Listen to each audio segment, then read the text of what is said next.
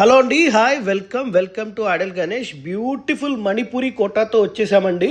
చూడండి, మార్కెట్లో ఫుల్ ట్రెండింగ్లో ఉన్న fabric light weight pure Manipuri కోటాకి బోత్ సైడ్ సాటిన్ పట్టు బార్డర్ ఇచ్చారండి.